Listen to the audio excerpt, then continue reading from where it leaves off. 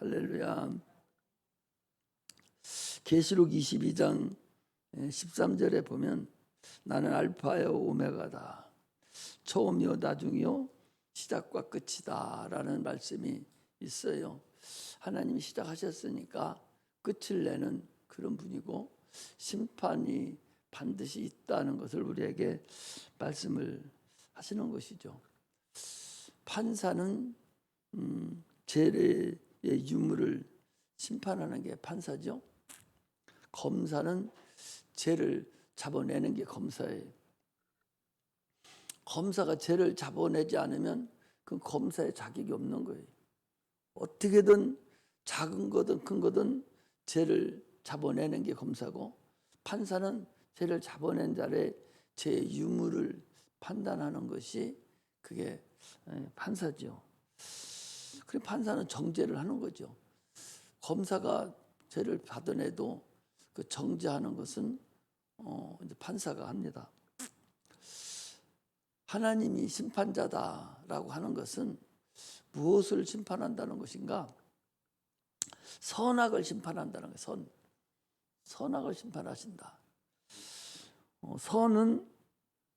선의 극치는 생명이고 악의 극치는 사망을 얘기합니다. 선악과라는 얘기는 선과 악을 아는 걸 얘기해요. 그러니까 착할 선 악할 악 그런 소리가 아니라 생명. 그러니까 네가 선악과를 먹지 않으면 너는 생명이 계속 유지되지만, 그러나 선악과를 먹으면 너는 사망이 온다는 그런 계명의 말씀을 얘기하는 거예요.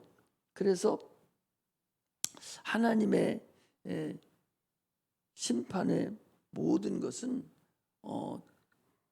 그 아들에게 권세를 다 주셨다고 그랬어요. 하나님이 직접 심판하지 아니하고 심판하는 권세를 아들에게 주셨으니까 그 아들이 선악을 알게 하는 모든 심판의 권세가 있어요. 그래서 요한복음 5장 27절에 보니까 또 인자됨을 인하여 심판하는 권세를 주셨느니라. 인자라는 것은 육체로 오신 그 하나님을 말합니다. 그 인자됨으로 인해서 심판하는 권세를 아버지께 받아갖고 오신 분이 주님이시고, 또 요한복음 5장 21절에 보면 아버지께서 아무도 심판하지 아니하시고 오직 심판하는 것을 아들에게만 줬다라고 그렇게 말씀하십니다.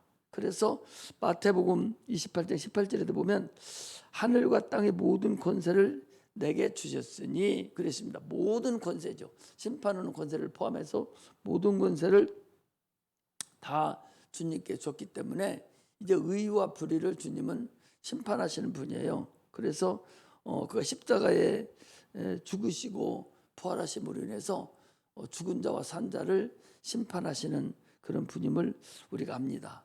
성경에는 분명하게 얘기하기를 마태복음 25장 46절에 보면 저희는 영벌에 또 의인은 영생에 처한다 그랬어요. 그러니까 들어가리라 그랬었거든요. 그러니까 영벌과 영생, 예수 믿지 않는 자들도 그들도 결국은 심판을 받죠. 여기서 이미 믿지 않는 자들이 이미 심판을 받았다 그랬어요. 저는 하나님 아들 예수 그리스도를 믿지 아니함으로 벌써 심판을 받았느니라. 이미 심판을 받았어요. 그들은 지옥으로 갈 수밖에 없는 심판을 받아서 이제 뭐만 남았냐? 집행하는 것만 남은 것으로 우리가 알 수가 있습니다. 사람들은 이렇게 자꾸 예수를 믿지 않으면 심판을 당한다, 영원한 지옥에 간다고 아무리 얘기를 해줘도 과연 하나님이 나를 심판할 수 있을까? 어떻게 심판을 할 수 있단 말인가? 이렇게 하나님 앞에 덤벼드는 자들이 있어요. 그 대표적인 사람이 누구예요? 롯이라는 롯의 사위들이에요.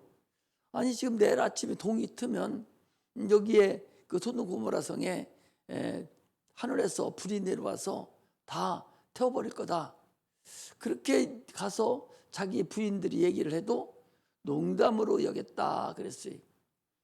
오늘날 농담으로 여기는 사람이 롯의 그 사이들만 농담으로 여기는 줄 알아요? 오늘날 얼마나 많은 사람들이 농담으로 여기는지 몰라요. 저 안 믿는 사람 바랄 것도 없고 예수 믿는 사람들도요 농담으로 여겨요. 하나님 말씀은요 그건 바로 법이에요. 그건 바로 명령이고 그건 계명입니다. 아니 먹지 마라, 먹으면 죽으리라 라고 하는 그 전적인 그런 명령이 아닌데도 그걸 먹고 인류가 죽어버렸는데 지금은 그렇지 않거든요. 그런데도 불구하고 사람들은 하나님 말씀을 명령으로 받지 않고 권면으로 받아요. 목사가 아무리 여기서 얘기해줘도 권면으로 받는 거예요. 그렇지, 거기에 따라서 하나님 이해를 해주시겠지. 이렇게까지 하나님이 하라고 하시겠어? 이런 식으로 권면으로 받아들인다니까. 명령으로 받아들여야 나에게 생명이 되는데 명령으로 받지를 않은 거예요. 명령으로 받지 않으니까 권면으로 받으니까 생명이 나에게 오지를 않아요. 권면은요 내가 기분 좋으면 받아들이고 내 마음에 합당하면 받아들이고 그렇지 않으면 안 받아들이는 거예요. 그게 얼마나 어리석습니까? 그건 자기 생각과 자기 방법대로 신앙생활을 하는 겁니다. 자기 생각과 자기 방법대로 신앙생활을 하는 것은 참으로 어리석은 자라는 사실을 아셔야 됩니다. 하나님은요 인간을 지으시고 생기를 불어넣으셔서 영적 존재가 되게 했다고 그랬어요.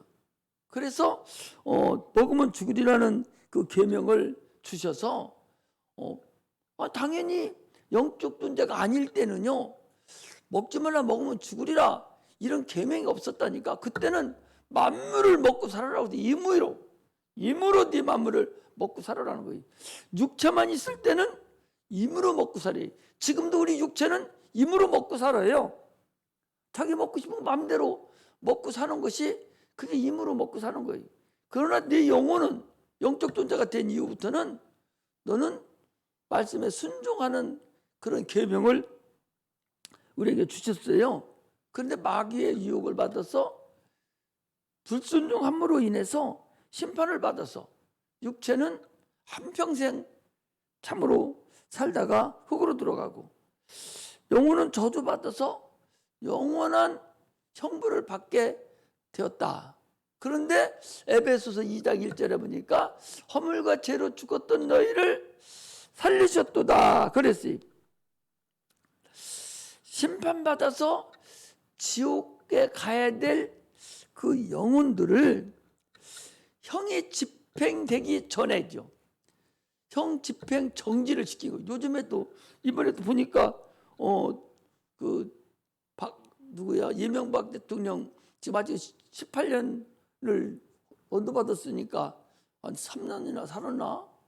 4년 살았으니까 아직 멀었어요. 그런데 지금 형 집행 정지를 이제 신청을 했다고 그러죠. 마찬가지로 우리가 영원한 지옥으로 가야 될 우리 심판이 이미 받은 자들이에요. 받아서 이제 육체가 끝나면 바로 지옥에 가야 될 우리였는데 형 집행정지를 지금 주님께서 하신 거예요.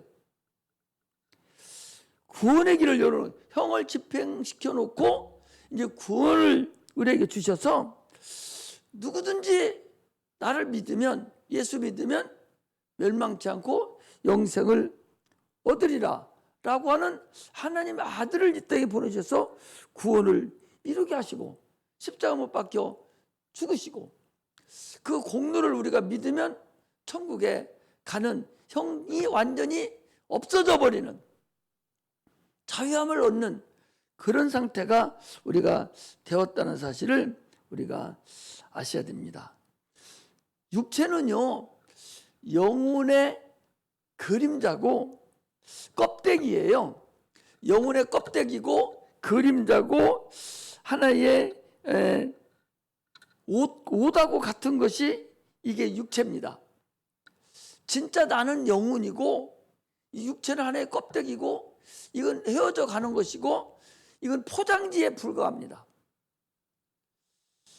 그런데 많은 사람들은 그 포장지가 속일 것이 끝나면은 다 내버리듯이 육체가 곧 끝나는데도 불구하고 육체를 위해서 그렇게 저기 하면서 살아요. 오늘도 아까 그 송혜 씨가 죽었더라고. 95세인데 그 죽었는데 그 재산이 많대요. 아무도 없대요. 이 세상에 다 먼저 죽었고 아무도 없대요. 재산은 엄청나게 많대요.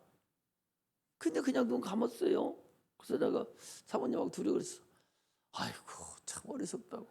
아 그거 사이에다 다 내놔버리고 죽어버리지 뭐하러 그거 그 뭐하러 놓고 그거 그러고서 갈 이유가 뭐 있어요? 아니 애들 줄 것도 아무도 없는데 뭐하러 놓고 죽어?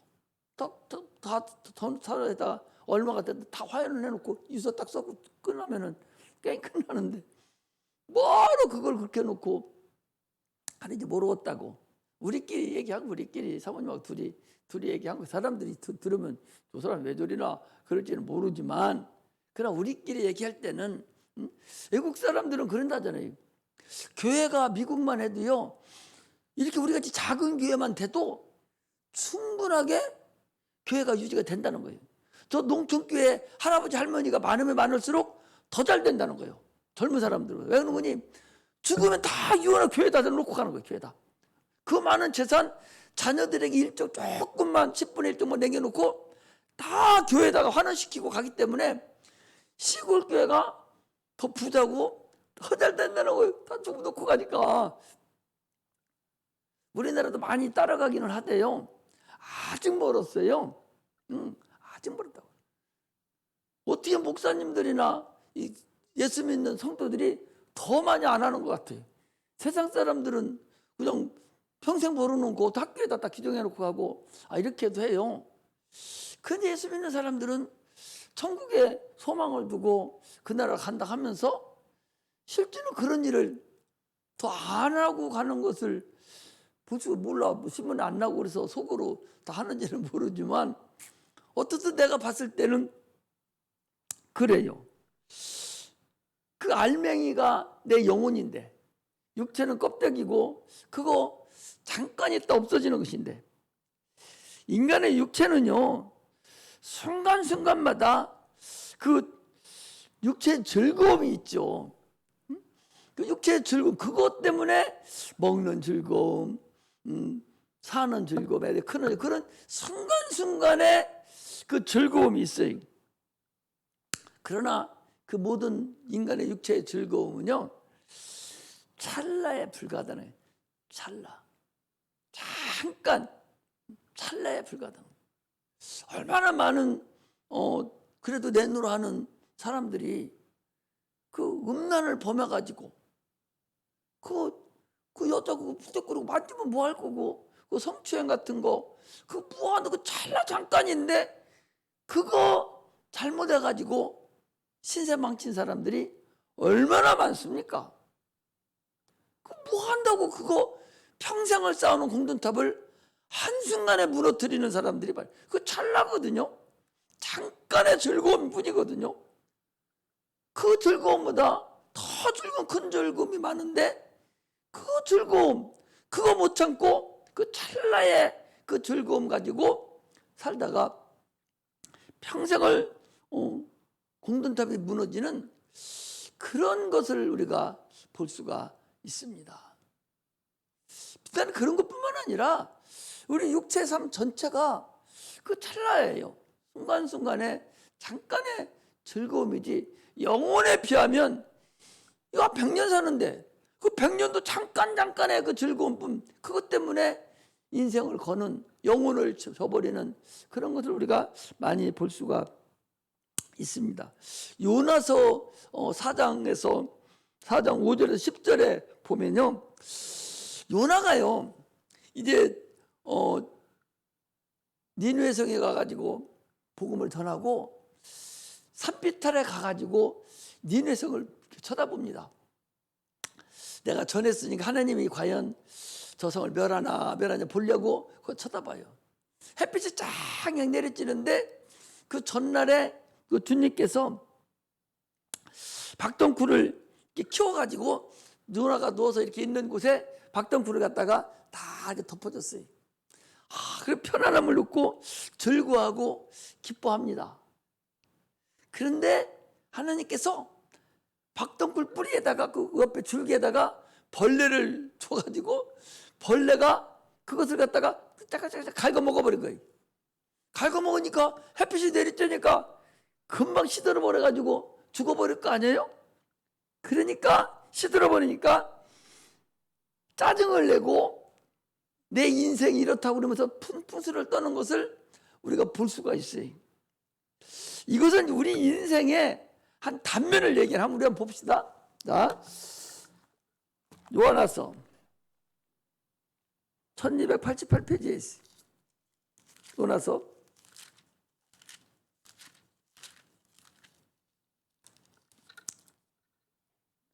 5절에서부터 한번 보겠습니다.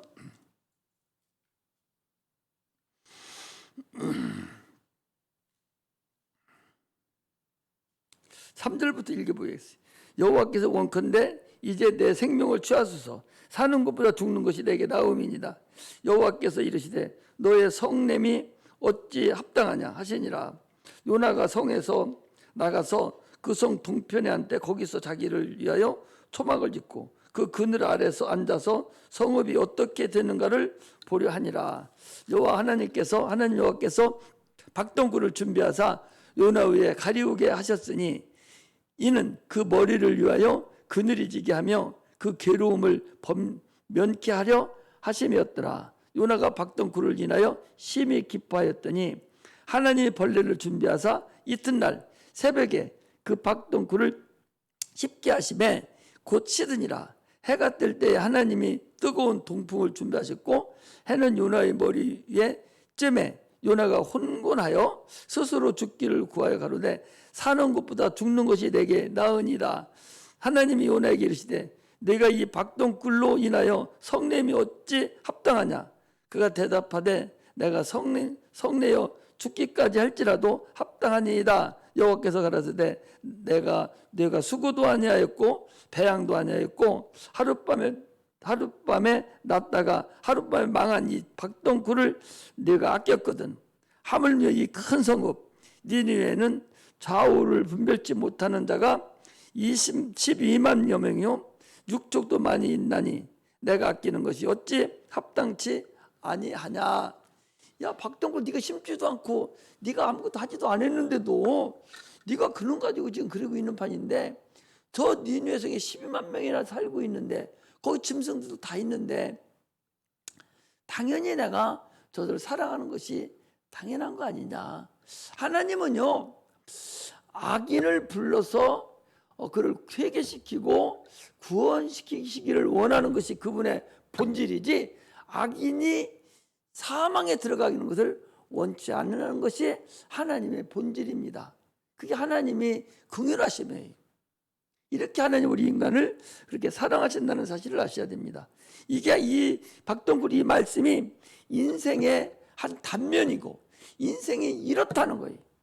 조금만 자기에게 잘해주면 하나님이 살아계시고 호하하 막 끊어놓고 조금만 어려움이 닥치고 막 환난이 닥치면 금방 하나님 어디 갔냐고 막 난리치는 그것이 바로 이 노나가 박덩굴 얘기하고 그게 뭐가 다르겠어요. 하나님은 이렇게 인간의 육체가 이렇게 허접하고 인간이 이렇다는 사실을 우리에게 하나의 가르쳐주는 그런다는 사실을 알아야 됩니다. 그래서 시편 90편 9절에서 10절에 보면 이 모세가 한 말씀이 있어요. 우리의 모든 날이 주의 분노 중에 지나가며 우리의 평생이 일시간에 다하였나이다. 우리의 연수가 70이요 강건한 80이라도 연수의 자랑은 수고와 슬픔 뿐이요 신속히 날아가나이다 그랬어요. 우리가 70평생 80평생 산다 할지라도 수고와 우리의 자랑은 수고와 슬픔뿐이라는 거예요. 그렇게 크게 자랑하고 그렇게 그것이 없다는 거예요. 육체가 원래 그렇다는 사실을 우리가 알고서 신앙생활을 해야 된다는 것을 우리가 말합니다. 오늘 본문은요, 예수님의 율법, 그 진리를 말씀하시는 거예요. 이게 어디에 있어요? 그 다음 장에는요, 이게 마태복음에는 이게 7장인가에 있어요. 산상수훈에 기록되어 있는 그런 말씀이죠. 율법은 육체의 예법이에요. 행위법이죠. 그리고 진리는 영혼의 실상이고 마음의 법입니다. 오늘 본문이 그래서 그런 얘기예요. 소경을 인도하면 숫다 구렁이에 빠진다는 거죠. 어떻게 소경이 인도할 수 있느냐? 소경은 여러 가지잖아요. 자기 눈이 안 좋아 상실되어서 보지 못하는 거 있고, 또 하나는 눈은 있지만 밖이 캄캄해서 보지 못하는 그런 소경도 있어요. 그러나 소경은 지금 여기서 소경을 얘기하는 것은 누구를 얘기하는 거예요? 율법주의자들, 지금 바리새인들, 서기관들, 이스라엘 지도자들을 얘기하는 겁니다. 너들은 지금 뭣도 모르고 너희들을 가르친다, 그런 얘기. 아니, 소경이 나면서부터 소경이 코끼리가 어떻게 생긴지도 몰라요. 한 번도 보지를 안 했어요. 어떻게 합니까? 상상 속에 사는 거, 상상 속에.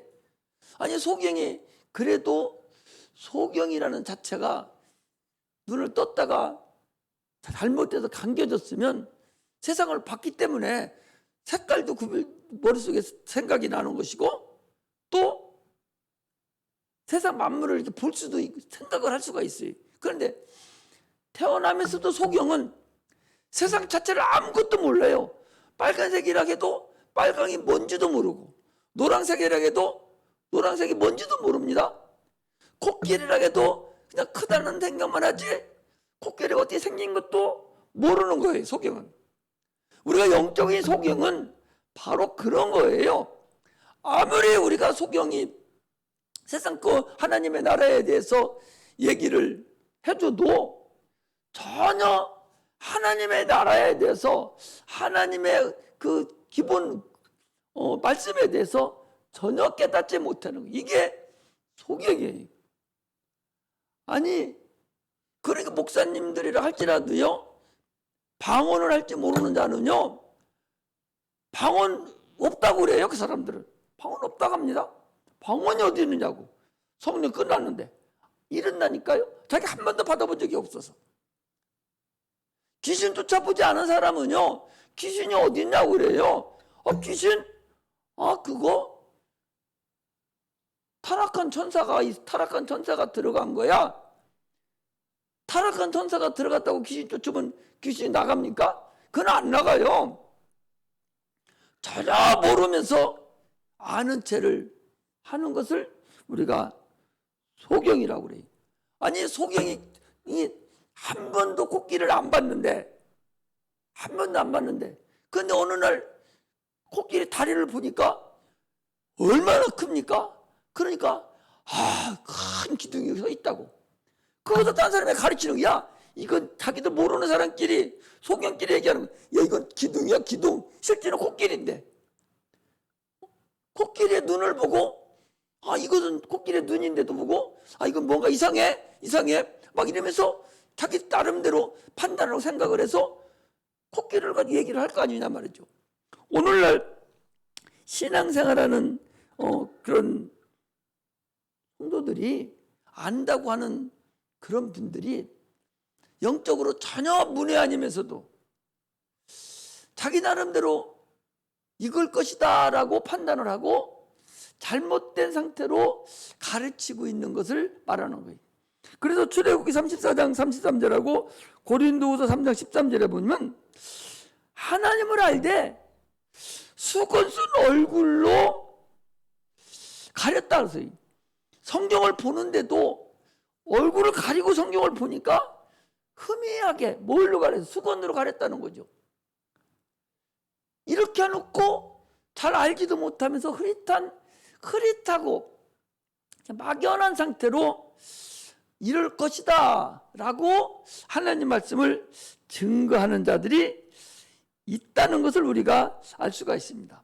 오늘날 인본주의자들이 바로 그래. 하나님은 인류만을 위해서 이 땅에 오신 줄로 아십니다. 인본주의자들은 하나님의 아들이 예수께서 육체를 위해서 이 땅에 오신 줄로 착각하고 가르치고 있어요. 설교 잘하는 줄 알고 보면은 결국에 육체를 위해서 설교를 하고 있어요. 육체는 영혼이 잘 되게 영혼을 위한 하나의 기회로 주신 거예요. 기회로 주셨기 때문에 영혼을 위하려면 육체도 오래 살아야 그 오랜 동안에 하나님을 증거하고 자기 영혼을 더 윤택하게 하고 더 빛나게 할 거 아닙니까? 아프지 않아야 다른 사람 앞에 더 많은 걸 증거를 하고 전도도 더 많이 하고 찬송도 더 많이 들을 수 있잖아요. 아프고 비실거리고 교회도 못 나올 정도로 아프면 아니 어떻게 하나님 영광 돌리고 수가 있어요. 그래서 주님께서 우리 육체를 위해서 채찍에 맞으시고 육체를 구원해 주신 근거는 영혼을 위해서 사용하라는 거죠.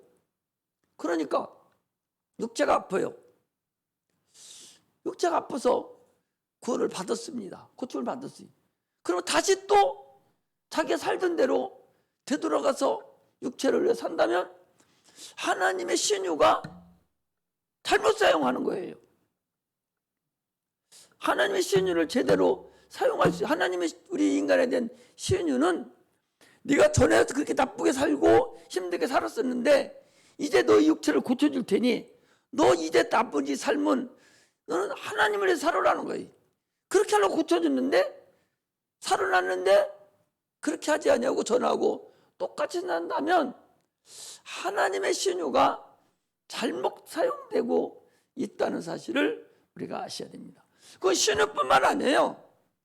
하나님이 우리가 어려움을 당해서 가난해서 하나님 나에게 복을 주세요. 돈을 주세요.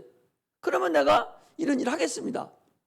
해서 하나님이 돈을 주고 환경을 변화시켜주고 부유하게 만들어주면 그것을 가지고 영혼을 위해서 하나님 나라와 의를 위해 사용해야 되는데 그거 땡따랭하고 전에 돌듯이 육체를 위해서 살으라고 준 것이 아니다는 사실을 주님은 말씀하시는 거예요.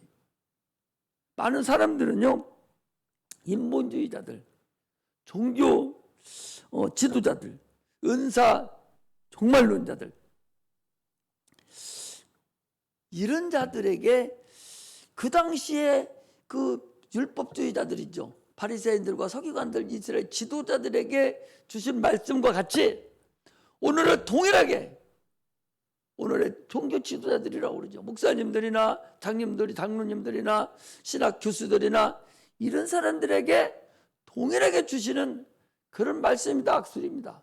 또한 이제 각 직분자로서 장로도, 권사도, 집사도 이런 모든 분들에게 하나님께서 우리에게 주시는 그런 말씀이라는 사실을 우리가 알아야 됩니다. 그 당시에 준 말씀이라면, 그 당시 이스라엘 사람들에게 준 말씀이라면 지금 우리가 무슨 관계가 있어요? 그게 아무 관계가 없죠.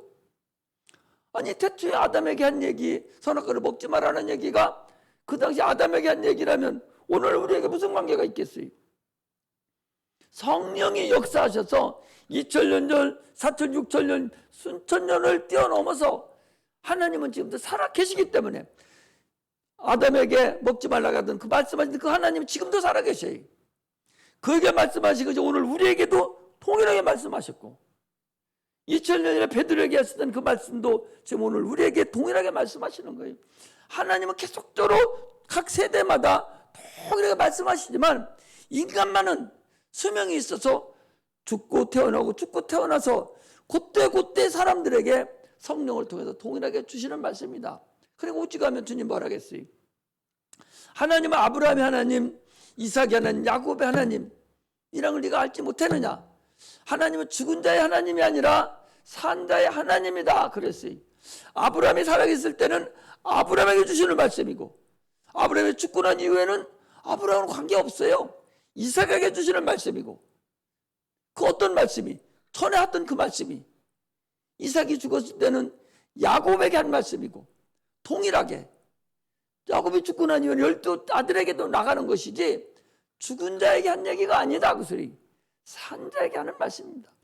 그렇다면 오늘날 우리에게 주시는 말씀이라는 사실을 우리가 알고 참으로 신앙생활하는 그런 은혜가 임하시기를 주의 이름으로 축복합니다. 요즘에 보면 참으로 안타까운 일이 많이 있어요.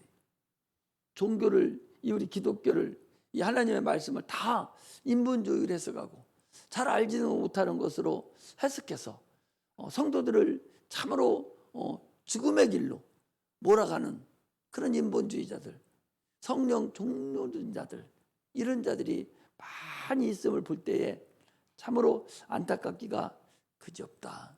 성경은 어디를 부르? 오늘도 못된 나무가 어디 있고 좋은 나무가 어디 있어요?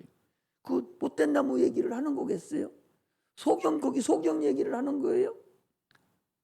눈 속에 들불을 빼고 들불가 없고 이런 것을 지금 사람 얘기하는 거예요? 영적인 것을 얘기하는 거잖아요. 성경은 다 영적인 것을 얘기하는 거예요. 하나님이 이제 그걸 우리에게 쉽게 인간들이 파악하기 쉽고 깨닫기 쉽게 지금 말씀하는 것이지 그냥 하는 것이 아니라는 것을 우리가 알고 신앙생활을 해야 됩니다. 거기 제자가 선생보다 높지 못하나 무릇 온전케 된 자는 그 선생과 같으리라 그랬는데, 아니 세상은 제자가 선생보다 훨씬 더 똑똑한 사람 많아요. 또 더 똑똑해져야 돼요. 그러나 하나님과 우리의 관계는 그렇지 않아요.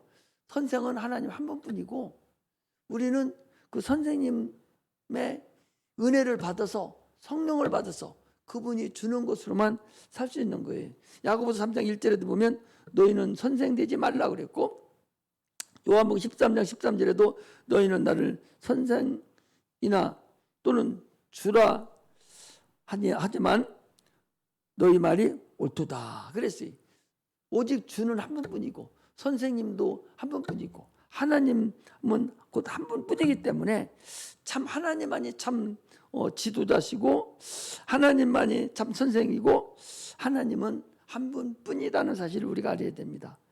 그리스도인들은 주의 제자예요. 제자가 선생인 예수 그리스도를 뛰어넘을 수는 없습니다. 세상은 뛰어넘습니다. 그러나 우리는 뛰어넘을 수 없습니다. 그러므로 온전케 되려면, 참으로 온전케 되려면 모든 족속을 제자 삼아 아버지와 아들과 성령의 이름으로 침례를 주고 내게 분부하는 것 모든 것을 가르쳐 지키게 하라라고 하신 것 같이, 또 나를 믿는 자는 이런 표적이 따르리니 주님으로만 우리가 성령 충만함으로만 온전케 될 수 있다는 사실을 우리가 거기 아셔야 됩니다. 그래서 지금 거기에 어디를 보는군요.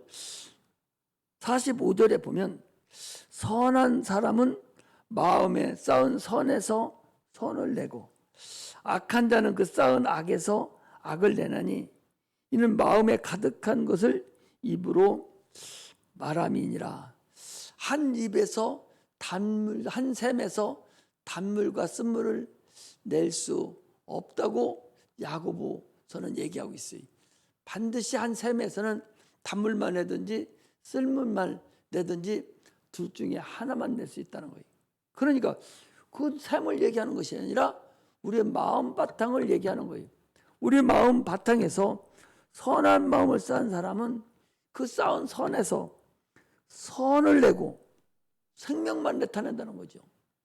악한 자는 그 쌓은 악에서 악을 낸다는 거죠. 그러면서 말을 많이 하지 마라. 우리는 이렇게 말을 상대방하고 몇 마디만 이렇게 해보면, 한 5분만 말해보면 금방 그 사람에 대한 거 금방 알 수가 있어요. 아, 이 사람이 영적인 사람이구나. 목사님들도 영적 사람이구나. 아니구나. 또 장로님들도 아, 이분은 영적 분이고 이분은 아니구나. 겉으로는 멀쩡한데 현찮구나. 그렇게 우리가 금방 알 수가 있어요. 속에 벌써 선이 없는 거예요. 속에 벌써 생명이 없는 거예요. 믿음이 없는 거예요. 없으니까 반드시 없으니까 밖으로 나타낼 수가 없어요. 우리가 하나님을 알아야 제자들을 가르칠 수가 있어요. 모르는데 어떻게 가르칩니까? 모르는데 어떻게 가르쳐요? 못 가르쳐요. 오래 다녔다고 해서 여러분 애들을 가르치지 못해요. 초등학교 2학년도 못 가르쳐. 아무것도 모르고 잠만 자고 갔었는데 무엇을 애들한테 가르칩니까? 못 가르치는 거예요. 속에 아무 선이 없어. 속에 생명이 하나도 없어. 말씀이 하나도 없어요. 그런 사람이 어떻게 누구를 가르쳐요? 뭔가가 내가 있어야 가르치. 겉으로는 멀쩡하고 이러고 저러고 해도요, 가르치는 거 보면 금방 할 수 있어요. 속에 아무것도 없는 걸 그 자기 스스로가 알아가야 되는데 자기 스스로가 몰라요. 건너가 버렸거든요. 그게 자기가 그 사람이 불쌍한 사람이에요. 자기는 그저 알고 있다고 하는 것 같지만 막상 해보려고 하면 아무것도 모르는 거예요. 그러면서 준비도 또 하나 안 해갖고 와서 그냥 앉았다가 흉내만 내고 가버리거든요. 그게 얼마나 어리석어요.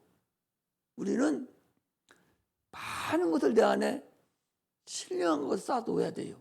말씀을 계속 내가 쌓아놓아야 돼요. 성경을 통해서 말씀을 쌓아놓고 또 설교를 통해서 계속 쌓아놓고 성령으로 자꾸 듣고 해서 신령을 가르칠 수가 있어야지, 그렇지 않으면 소용없습니다. 내가 지난주에도 한번 쭉 다녀봤어요. 내가 가끔 설교하는 것도 여러분들 가르치는 것도 봐요. 없는 사람은요 건성이라니까 아무것도 못해.